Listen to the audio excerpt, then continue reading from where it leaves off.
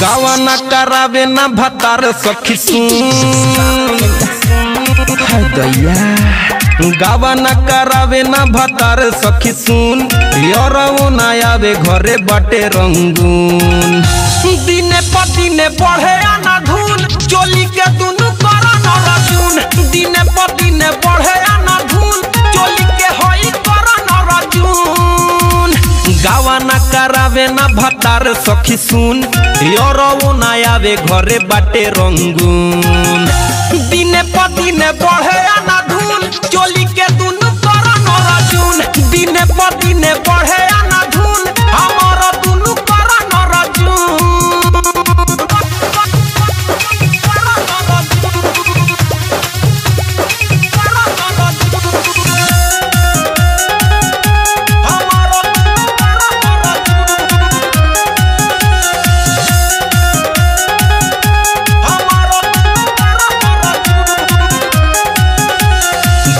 दिने साइज कर 2 इंच बढ़ता केतना ही लोगवा के नजरी में गड़ता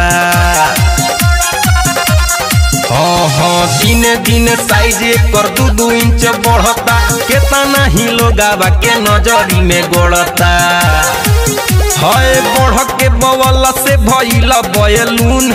कौन उपाय करी लागता वे घूम दिने पदिने बढ़े आना धून चोली के दुनु करा न रजून दिने पदिने बढ़े आना धून हमारा दुनु करा न रजून दिने पदिने बिने बिने बिने बढ़े आना धून हमारा दुनु करा न रजून। म्यूजिक बाय विकेश भोजपुरिया। लागतावे सखी रे ई दुनु कुछ दिन पर छुए लागी धरती लटक के जमीन पर हाय दैया